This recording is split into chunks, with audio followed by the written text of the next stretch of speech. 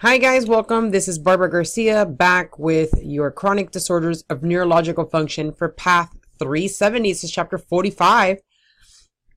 All right, so some of the brain and cerebellar disorders that we're going to cover include seizures, dementia, Parkinson's, cerebral palsy, hydrocephalus, and some cerebellar disorders. It's actually a really important chapter, so make sure that you log on, watch some parts, take some notes, and then come back and watch the rest of it.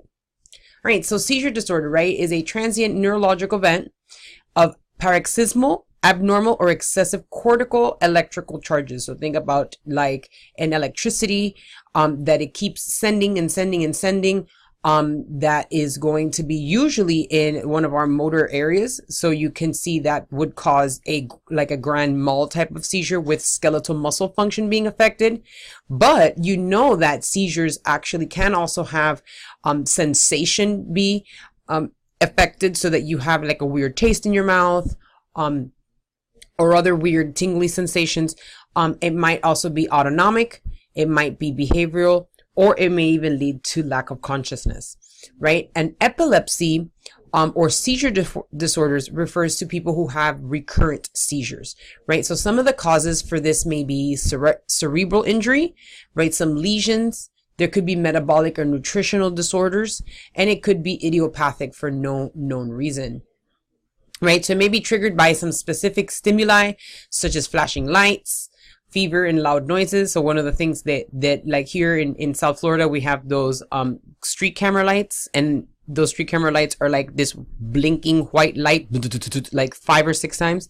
So definitely, I don't know, but sometimes even I think I'm having a seizure when I see that. So I'm thinking that people who are sensitive to those things could very well have a problem, right? And so what happens, right? There's an alteration in the membrane potential, right? That makes those neurons hyperactive and hypersensitive to those changes, right? So we call it an epileptogenic focus, right? And then so nearby neurons can then be recruited into the seizure, and even distant neurons can be recruited, right? So you might have a sense of an impending seizure. And I don't know if you heard, there's some dogs who are actually trained to be able to detect this. So for people who have recurrent seizure, have an epileptic disorder, sometimes they can actually have dogs that can almost let them know that they're going to have that seizure before they have it. Right, so generalized is basically the whole brain surface is going to be affected during the seizure, right? It's involvement of the thalamus and RAS system. Remember, the RAS system is in your midbrain, pons, and medulla oblongata. Kind of goes, the reticular activating system kind of spans the entire area, and that's going to result in loss of consciousness. You can have an absence seizure, which we call a petit mal, occurs a lot in children, and you might see it manifest as staring spells that last a few seconds, but they're kind of off, looking off in the distance, right? Atypical absence, you might see myoclonic jerkings, right? And automatisms with a staring spell. You see myoclonic, which single or several jerks, right? And then you have an atonic, which is basically people just drop or fall down, or drop attack. And then you have the tonic-clonic, which is the jerking of many muscles, and we call it the grand mal seizure, right? You could also have a status epilepticus. Obviously, this is a very severe, life-threatening disorder because you have a continuing seizure with no recovery between episodes. Then there's partial seizures, where you can see that it's restricted to one hemisphere, right? So usually those are either simple, where there's no level of consciousness that is affected, so they are still conscious, right? Motor, sensory, and autonomic symptoms are common, and or autonomic symptoms, not all of them necessarily. And then there's complex, where there is change of consciousness. A person may lose consciousness for a while. And then there could be partial with a secondary generalization that can advance to a generalized seizure.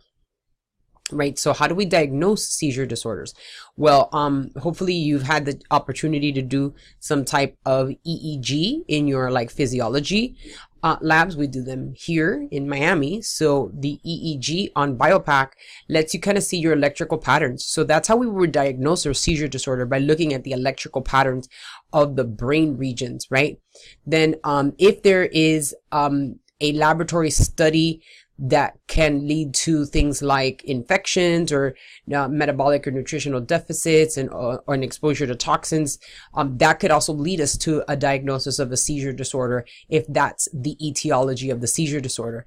For CNS infections, we would also do a lumbar puncture, right? And then any CT, MRI to see structural causes for the seizure disorder, right? So treatment, and it's very important that we know how to treat people with a seizure. These things happen in, places that are usually public places, or places where you might be called to help. If you are a nurse and you might want to help somebody who is going through a seizure disorder. So things to do before EMS arrives is maintaining an airway.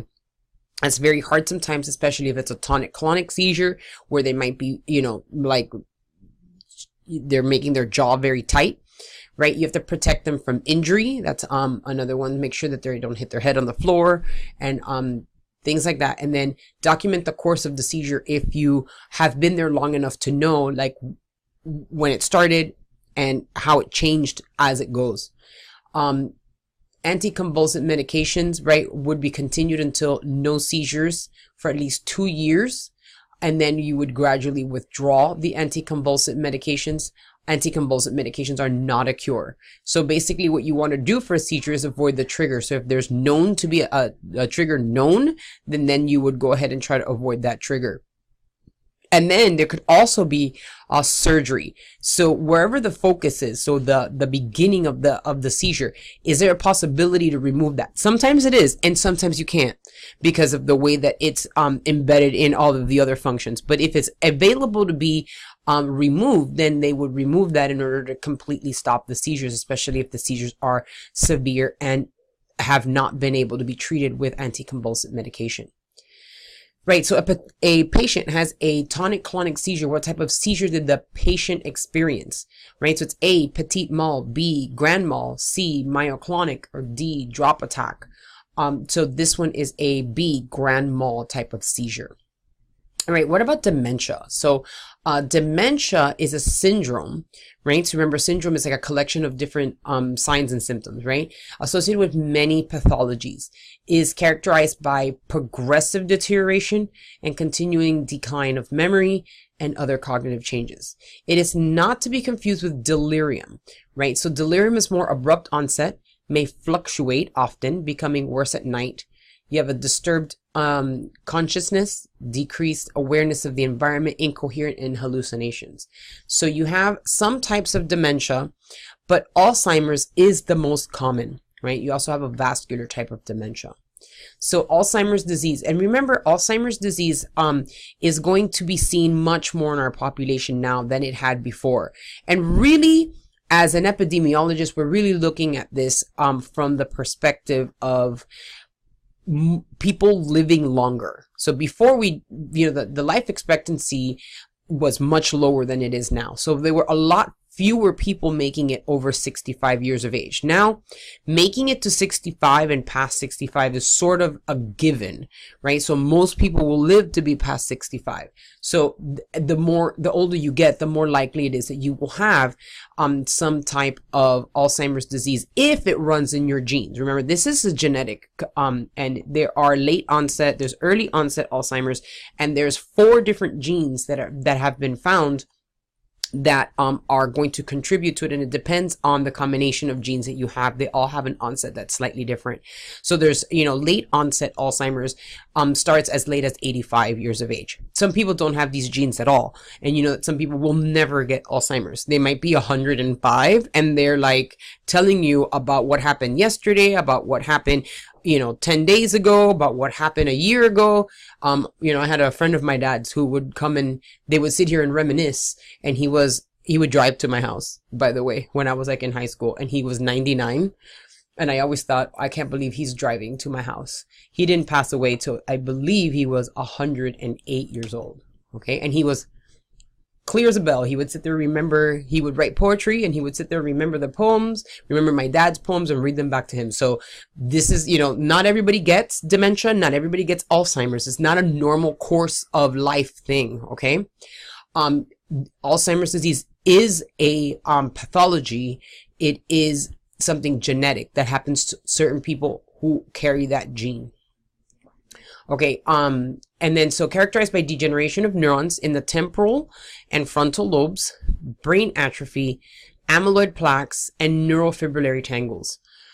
Right, the deficient synthesis of brain acetylcholine seems to be the main cause, right? So the main thought of to be cause, right? So the cause really remains unknown, but it is genetic, and environmental triggers are suspected. So even if you carry the gene, you have to have something that triggers it, right? Aging increases risks. So you'll see behavioral problems progress from forgetfulness to a total inability for self-care, and that usually takes approximately 10 years. So they will start with the forgetfulness, and then they will go on into the later stages of Alzheimer's disease, right? So depression and psychosis may be quite significant in this population, right? So vascular dementia, right, results from a single cerebral vascular insult. You might see stroke, hypertension, and diabetes being more in the etiological or risk factors. I'm sorry, not etiological, but risk factors for this type of dementia, right? You'll see memory loss, particularly short-term memory loss. So long-term memory may be preserved. Thinking ability is declining, in decreasing ability to function in work and social settings, and then anxiety and agitation. All right, so as the disease progresses, you have difficulty with judgment and abstract thinking, right? Problem solving and communication, and assistance for your activities of daily livings, or what we call ADLs. You'll have trouble with eating and swallowing. You'll see weight loss, loss of bladder and bowel control, and eventually a complete loss of the ability to ambulate, personality and behavior changes. So one of the things that seems to be kind of oddly but very characteristic with Alzheimer's disease is this idea that people are coming to get you, like, and these patients, they start hiding things, like they'll start stealing things and hiding things under their pillow. They might start hiding their money away from that person, which is usually ends up being their caretaker, but they don't recognize them anymore. It's sort of sad, as you know, looking at it from the perspective of the person taking care of. But you know, if you think about it, maybe more so from the perspective of the person, they may not be really aware of what's going on. Okay, so you know, sometimes it's good to look and try to see it from the perspective of both parties. Right, so diagnosis, right, is all manageable causes for dementia or delirium should be ruled out, right? So complete blood count, right? Anything that, you know, could indicate what would be going on. So like if there was a lot of neutrophils, it might be infectious. If there was low vitamin B levels, that's actually really important, because low vitamin B12 levels can kind of cause a something that appears to be a lot like delirium and dementia, and it really can be solved by just giving vitamin B12. And you know, as people get older, they start losing that intrinsic factor, and that intrinsic factor is what binds vitamin B12. So maybe just an injection of intrinsic factor and an injection of vitamin B12 is going to fix their deteriorating what appears like dementia. So you know, looking at thyroid function, because that also could deteriorate the brain, and then syphilis, syphilis can turn into neurosyphilis in the later stages, right? So chest x-ray, CT, MRI, lumbar puncture, these things are very hard to diagnose completely during life. Some of the times the complete diagnosis isn't made until death, when they can actually take parts of the brain and look at it underneath the microscope and see those neurofibrillary tangles and those beta amyloid plaques. But we can do this clock drawing test. You'll see that people, if you actually look that up, it's very fascinating, because people who have Alzheimer's, they don't know how to draw a clock properly. So that's kind of a really good way to kind of have an idea that this type of dementia might be progressing, right? They also test the functional. So I don't know if you have heard of the mini mental test. So they kind of ask you, you know, the date, and then they ask you a few things here and there.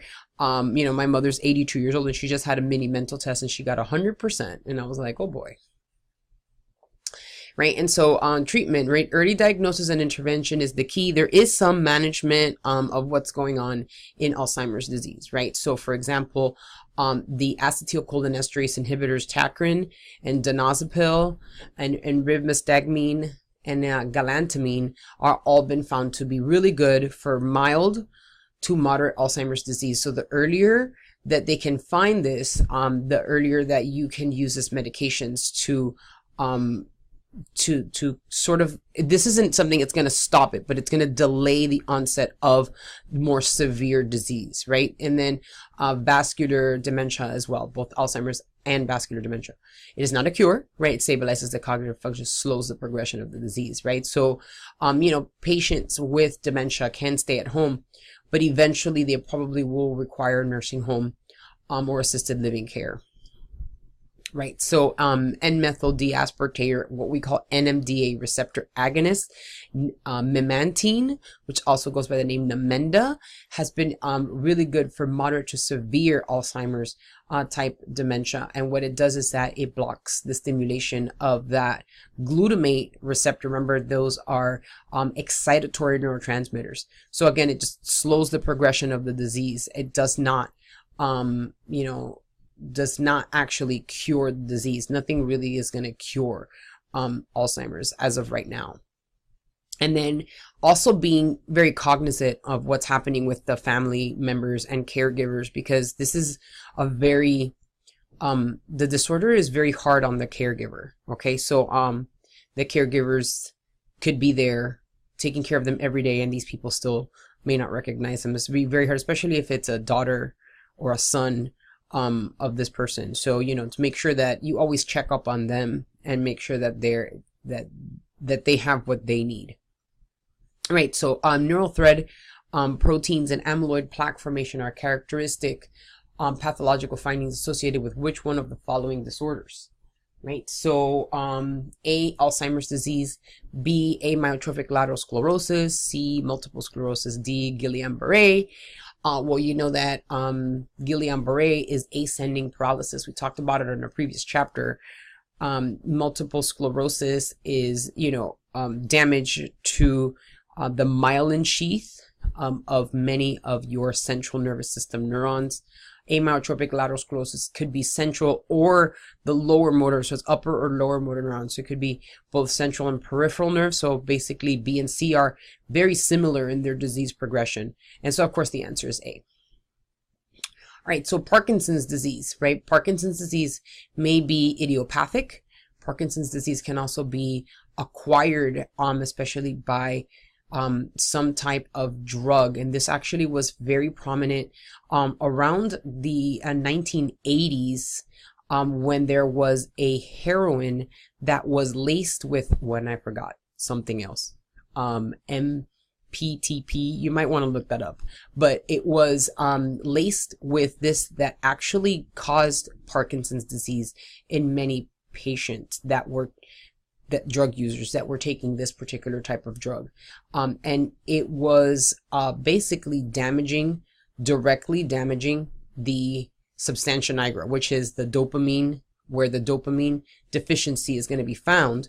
And it's one of our basal ganglia, one of our deep neuronal cell body clusters, right? Very dark in color, but that's why it's called substantia nigra, because it's very, very dark, almost black in appearance, right? And then you have these, and then it's associated with motor impairment. And I want you to realize that Parkinson's disease is motor impairment. This has nothing to do with cognitive deficits. It could very, very easily be that the patient will have zero cognitive deficits. It is not a type of dementia. It is a movement disorder, okay? And they could also have Lewy bodies. Okay, so so difficulty initiating and controlling movements, resulting in akinesia, so a lack of movement, a tremor, and rigidity. You'll see a lot of the tremor occurring in the hands, particularly at rest, right? Tremor occurs at rest, and hand tremors, and you might see pin rolling type movements. So think of what you would do with your hands if you have pin rolling, if you were rolling out dough. Okay, and then attempts to passively move the extremities are met with cogwheel rigidity. So think of a cogwheel, right? It goes right? There's like a movement and it stops, and a movement and it stops. So that's your type of rigidity. Is very common in Parkinson's disease. You will also see like right, you can see here where the substantia nigra is located, right? It's located right in there. So what you'll see is like their face is very kind of almost a blank type of stare, where they're not really expressive in their faces anymore. So their faces don't have a lot of expression. Their movement is very, very shuffling type of gait, so that they're not taking long strides for walking anymore. Again, at rest, you might see the resting tremor, the resting tremor. So these are some of the other parts that may be associated with a substantia nigra. Right, so general lack of movement, right? Lack of facial expression, drooling, right? Propulsive, or what we call a shuffling gait, and an absent arm swing. That's another key characteristic. There's no cure, right? However, replacing the brain dopamine levels by administering L-Dopa, which is a dopamine precursor. Because remember, if you give dopamine directly, it won't cross the blood-brain barrier. You can also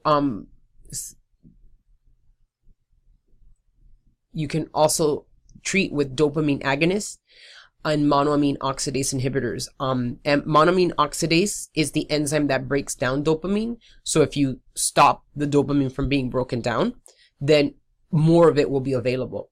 And MAOIs, monoamine oxidase inhibitors, are a type of older version of antidepressants, right? So also anticholinergics.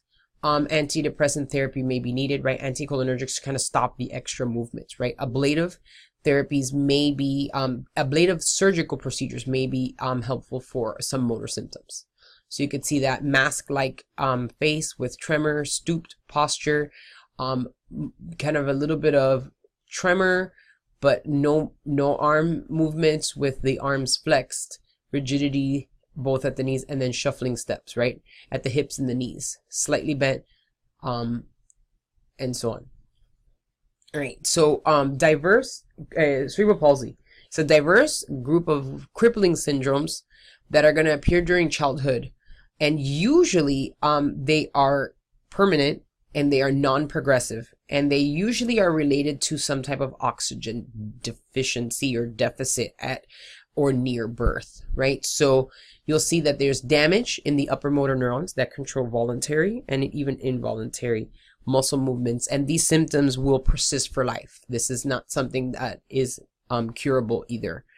It's classified on the basis of neurological signs and symptoms, with the major types involving spasticity, ataxia, or dyskinesia, and a mixture of one or more of those three. So etiology is usually prenatal infections or diseases of the mother, mechanical trauma to the head before, during, or after birth, exposure to nerve-damaging poisons, or reduced oxygen supply to the brain. Right, so treatment varies according to the nature and extent of the brain damage. So there is no cure, but muscle relaxants, sometimes even Botox insert, because what you have is, in a lot of people with cerebral palsy, they have muscles that are both being contracted and the antagonistic muscles also contracting, because there is a lack of coordination in the brain on how to do those movements, right? So that's why muscle relaxants would help, because think about it, if your bicep and your tricep was both contracting at the same time, then you're going to have no movement. So some types of maybe paralyzing some of your tricep might help you with a certain movement. I mean, not all of it, but maybe parts of it. And so you might have muscle relaxants or anticonvulsant drugs, orthopedic surgeries, and then cast, braces, traction, Botox for pain, and to increase the range of motion. All right, so hydrocephaly, right, is an abnormal accumulation of cerebral spinal fluid in the cerebroventricular system. And so that is usually associated with a neural tube deficit. So there is some type of, perhaps a blockage. Could be from an infection, or it could be just structural. you'll see normal pressure hydrocephalus can occur, right? And that is due to an increased volume of CSF. You might have gait instability, urinary incontinence, and dementia. And then you have obstructive hydrocephalus, right? Is due to an obstruction in the flow of CSF. And then this is usually from the blocked aqueduct of Sylvius, which is the cerebral aqueduct. And so from premature closure before birth. So that's that type of hydrocephaly. And some babies, because their skull bones are not fused, and because of course they're still forming, they can get very large heads if there is a blocked aqueduct. Some babies with really large heads, and even when they're born, their heads can still expand, because their bones again are still being made. All right, and so you can see here, this is the cerebral aqueduct, okay, and then this right here is the cerebral, the central canal and the spinal cord, which is that little bitty circle, right? So there is an opening here, which is called the foramen of Magendie. It's also called the medial foramen, right? And then there's another one that's the foramen of Luschka, which is I'm sorry, this is medial, and then the Luschka one is lateral. So you have the foramen of Magendie, which is medial, M for medial, and then the foramen of Luschka, there's two of them on the lateral. So either one of those can be blocked, and you're going to have then a buildup of fluid up into the lateral ventricles, and the lateral ventricles, and then the third ventricle, maybe even the fourth ventricle. And so this here is your cerebrum, right? So if you have an increase in the size of your ventricles, then it's going to decrease the size of your cerebrum. And if you look up hydrocephalus online and put MRI or CT, or even X-ray, you're going to see some dramatic pictures of very small amount of brain tissue. It looks a lot worse than it can be in a baby that's a very young age. Can this cause permanent damage? Absolutely it can. The younger they are and the quicker they can be treated, the more likely it is that their brain is able to function and able to develop normally. So that's why they measure the baby's head very closely. In all pediatric tests, every time the baby comes in, they measure their head circumference. So if there's any change in their head circumference that's dramatic enough, then they would note that and then start looking for the cause. Because again, this could be avoided, and so that it can avoid permanent injury. In an adult, this could happen in an adult. It does not usually happen in an adult, but you could have this happen in an adult, and you will find it remarkable if you took an MRI or a CT scan of the person's brain, and they would have very little brain still there, like visible, and they're functioning perfectly normal. Okay, so it's really kind of dramatic. So you can see the arachnoid villus. So once the fluid, which is the majority of the fluid, right, the cerebrospinal fluid goes out, it goes out into, right, the subarachnoid space, right, and then it fills the subarachnoid space, and it gets reabsorbed back into the blood through these little arachnoid villi that then eventually make their way to the superior sagittal sinus, which is part of our venous system of our brain, right, superior sagittal sinus, and that eventually is going to come back to the internal jugular vein, and eventually back to the heart, to the right side of the heart. Right, so communicating hydrocephalus occurs when there's an abnormal absorption of cerebrospinal fluid, right? So there's a blockage of fluid in the subarachnoid space or in the arachnoid villi themselves. Medical treatment is limited. Obstructions may be corrected surgically. The most effective is treatment is a ventricular peritoneal shunt. So they put a shunt of the cerebrospinal fluid into the peritoneal cavity. And so the peritoneal cavity can then take care of this extra fluid and cause reabsorption. Now, when a patient has this placed, they usually leave it there unless they have any reason for removing it. And if they have blockage, an obstruction somewhere else, and they have this tube, which is subdermal, so you won't see it. And if it's gets blocked, then the patient's going to start having symptoms of hydrocephalus. Okay, so this tube can get blocked. This peritoneal, this ventricular peritoneal tube or shunt couldn't get blocked when they're older. Endoscopic third ventriculostomy also is opening another hole in the third ventricle to allow free flow of the cerebrospinal fluid into the cisterns, right? The basal cisterns for reabsorption. So you can see that shunt, right? So make a little incision, they place the shunt, and then the shunt is going to take the extra fluid and bring it to the peritoneal cavity where it's then can be reabsorbed. And a patient has hydrocephalus from an inability to absorb fluid from the subarachnoid space. Which type of hydrocephalus will the nurse observe documented on the chart, right? So we can go back and check to make sure, right? Communicating hydrocephalus, right? So that is going to be a communicating hydrocephalus. All right, so some cerebellar disorders.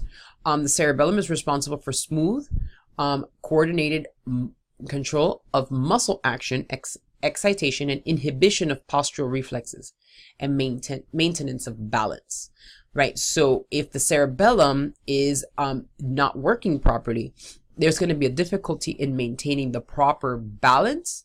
And notice that it's excitation and inhibition. So, you know, your upper motor neurons are going to send a message to your lower motor neurons, but some of them are going to be inhibited, right, by the cerebellum, right? So abscesses, hemorrhage, tumors, trauma, viral infection, and chronic alcoholism can cause some cerebellar disorders, including ataxia, hypotonia, right, intention tremor, and disturbances in gait and balance, right? So obviously the treatment would be to identify the cause and stop it or eradicate it if possible.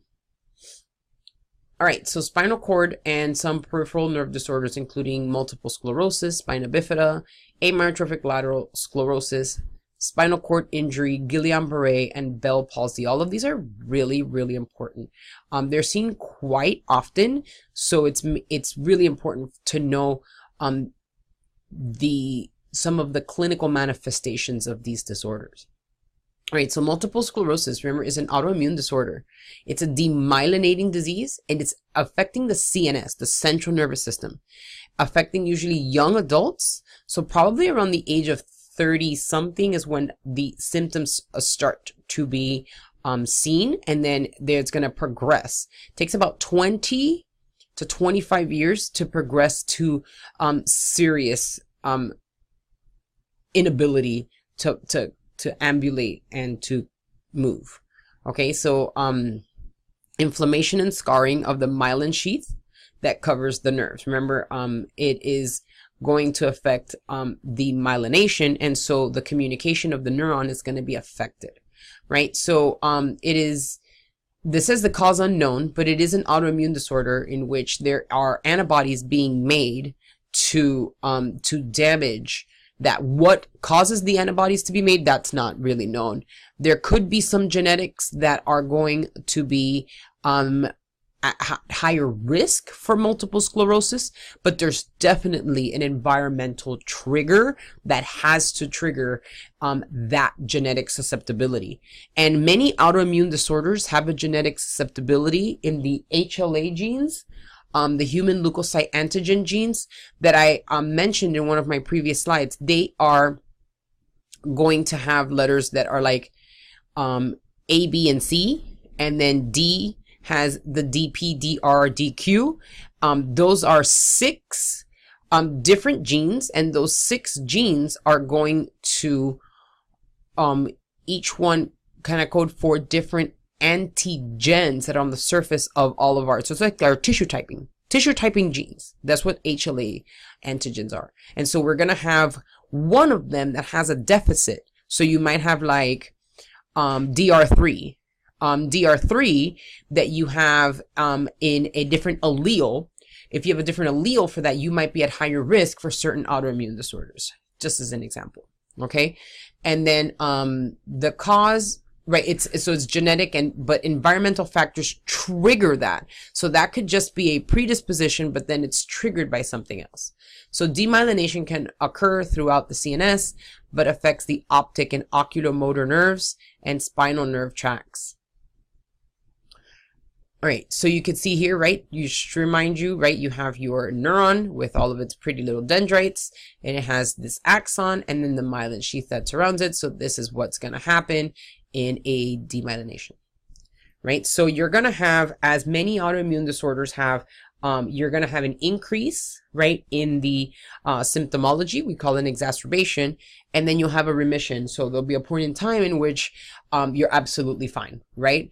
The exacerbations are often going to be seen particularly with infection. So if people have a particular, like the flu or a cold, they're going to have some exacerbation. So very common: heat, trauma, stress. So it's very important to keep stress at a minimum.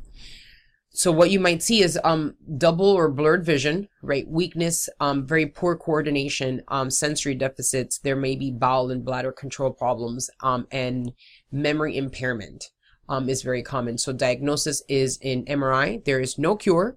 There is some short-term steroid therapies that are helpful, especially during acute exacerbations. There's some immune-modifying drugs, and those are always being and they're testing new drugs for multiple sclerosis. It's very much, since it affects people in in their 30s and 40s, there's a lot of push for the pharmaceutical companies to come up with something more dramatic for this type of disorder. Right, so may slow the progression of symptoms, but again, it's just slowing the progression.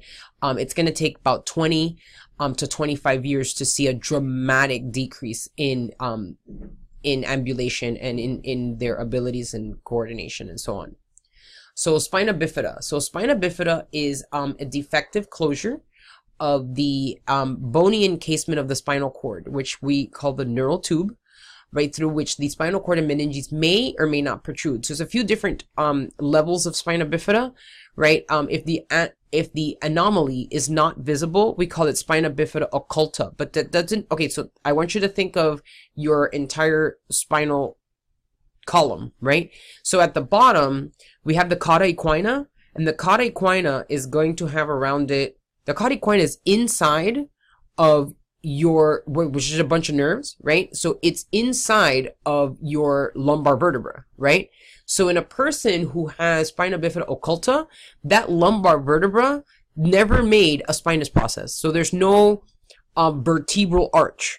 So they don't have it completely closed. And a lot of times you'll see with people with spina bifida occulta, they have a little patch of a patch of fur in the area. And then they have to be very careful because they have the dura mater of their cauda equina, which is part of is surrounded, right? The cauda equina is surrounded by a sac that's still the meninges. So it does have a dura mater. It just doesn't have a bony component to it. Okay, so that one is flat. There's nothing protruding. There usually are not any movement deficits. People are not affected and their mobility is fine.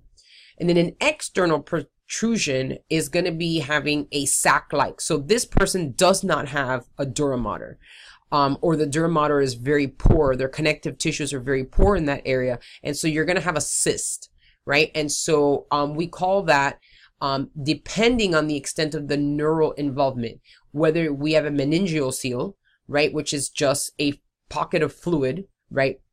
A pocket of fluid in the meninges, right? So, but there's no nerves. And myelocele, right? Right, and so that one would have the nerves within it, or a myelomeningeal seal, right? So you could see that cystic, right? This is a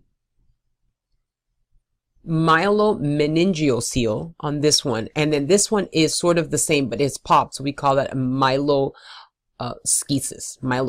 So it's lost the integrity, and you can see the motor deficits in this baby, right? So the legs are probably never going to have proper innervation because the nerves are sort of not connected.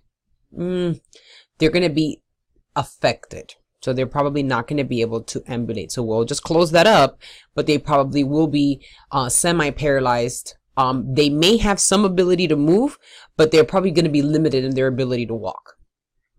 This child will probably also, that has to be obviously removed. And so this child may also have deficits in being able to walk properly. All right, so the etiology, right? There seems to be a lot of environmental factors, particularly a lack of folate, which is vitamin B7. And there could be genetics that are also involved in spina bifida. So clinical manifestations, right, is that sac-like cyst in the spinal cord and or meninges, and permanent neurological damage resulting in motor weakness or paralysis. You may sensory deficits below that level. So remember, the nerves are all affected. So you might see that diagnosis prenatally in an ultrasound or an alpha fetoprotein test. The treatment is surgery. They've actually done in utero surgery to some of these babies, so they can actually before the baby comes out and is affected by having moved out, they can still do the surgery in utero and return the baby back inside the mother, and the mother can give birth normally. I know that's crazy, but look it up, because I saw a documentary on it and it was fascinating. All right, and so C-section is obviously because we cannot have this child come out of the birth canal, because if they have that myelomeningeal or meningomyelocele, it's going to pop it. And that's going to be much worse than if it is, you know, something that can be taken down by the surgeon and be in a much more careful environment.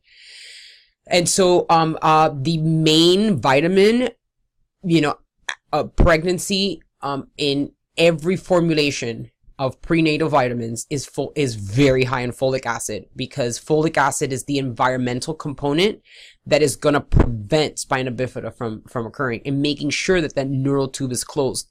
I want you to understand that the neural tube closes by 8 weeks of pregnancy.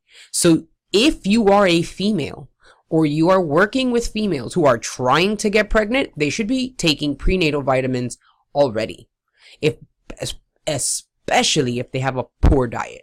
You have a folic acid is found in a lot of your green leafy vegetables, but if you do not have green leafy vegetables, you need to be on this prenatal vitamin if you're trying to get pregnant. Every female that is of childbearing age, okay, who could get pregnant, who is having sex and could get pregnant, should be taking folic acid. All right, so amyotrophic lateral sclerosis, right, is a progressive disease affecting both the upper and lower motor neurons, like I mentioned before. It's also called Lou Gehrig's disease, and you probably are more familiar with it after that ice bucket challenge that happened about 3 or 4 years ago.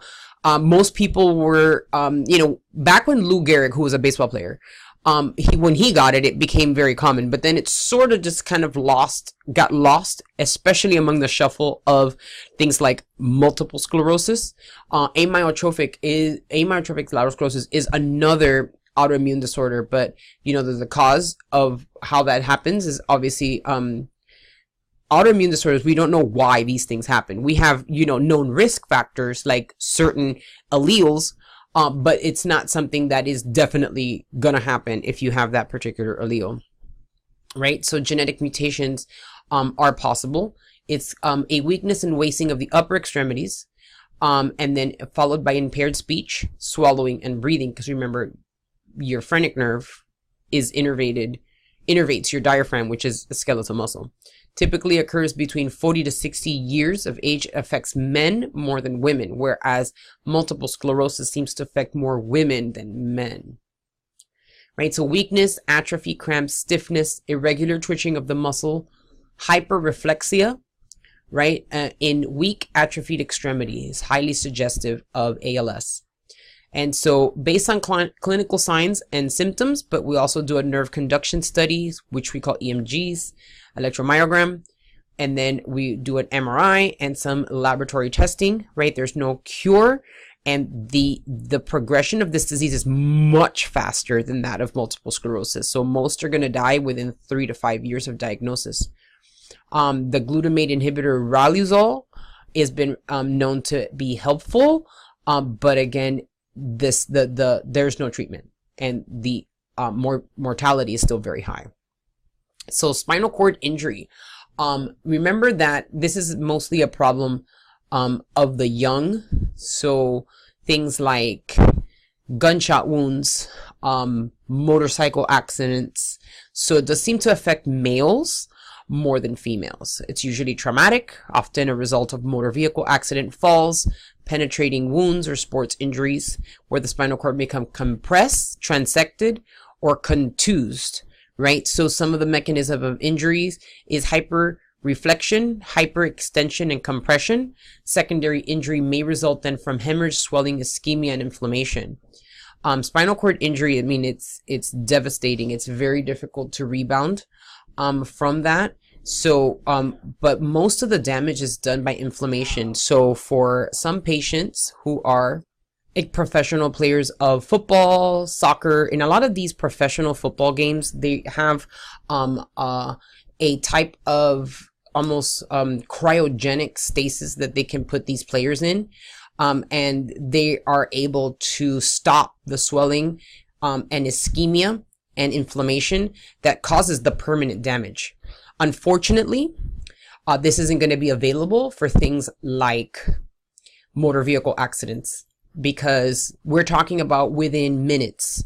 So if there's a football player that goes down and he shows the signs and symptoms of not being able to move, and lack of weakness in the extremities, after like a helmet injury, you're gonna know right away. The sports trainer is gonna know right away. They're gonna send for they're gonna alert the medical personnel that is already waiting on the field for these things when these things happen, and they can treat the patient with this kind of cryogenic, so they drop, just like make them hypothermic and drop their body temperature very quickly to prevent this damage from occurring. Again, this happens within about 10 minutes of the sports trainer indicating that there could be a spinal cord injury. This isn't something that's going to be available to patients in a motor vehicle accident, because by the time that the emergency personnel arrive, it might be too late. It might be 15-20 minutes, and trust me, that makes a difference. And a penetrating wound like a gunshot, who knows, right? Somebody hears a gunshot, somebody goes down, they may or may not be visible to other people who can call. So that one is another one that, so motor vehicle accidents, you just don't have the type of, or falls, you don't have the type of control of the environment. In a sports injury, they can actually kind of account for that. I want you to look it up, because there's actually a football player quite recently who had this type of injury. Let's see if I can find his name. Yeah, the player was Kevin Everett, who I thought is who I was thinking of. He's actually a former University of Miami player, but he was playing for the Buffalo Bills, and this was back in 2007, and he actually sustained an injury between C3 and C4, and they did use cold therapy on him, and that actually may have it was experimental at the time. It was what probably diminished the death of the tissue, and the ischemia and inflammation and swelling that kills the spinal cord tissue, and he actually is able to walk. So that's quite remarkable for spinal cord injury. And so you should probably look up a little bit more if you're curious about that. There's videos on YouTube and so on. Right, so you can see here some different types of spinal cord injury. Right, so spinal shock, right, occurs immediately and is characterized by a temporary loss of reflexes below the level of the injuries. Usually muscles become flaccid, right? There is skeletal and autonomic reflexes are lost. And then the end of spinal shock is when reflexes return and flaccidity is replaced by spasticity, right? So neurogenic shock then occurs after the spinal cord injury due to peripheral vasodilation. So you might see hypotension, bradycardia, circulatory collapse, which can be life-threatening. High spinal cord injury can affect respiratory muscles, because you already know that the phrenic nerve is cervical nerves 3, 4, and 5. And if you don't know that, you should. Leading to ventilatory failure. You also have something called autonomic dysreflexia, which is an acute reflexive response to the sympathetic activation below the level of injury. So you might see visceral stimulation and activation of pain receptors below the injury are common stimuli.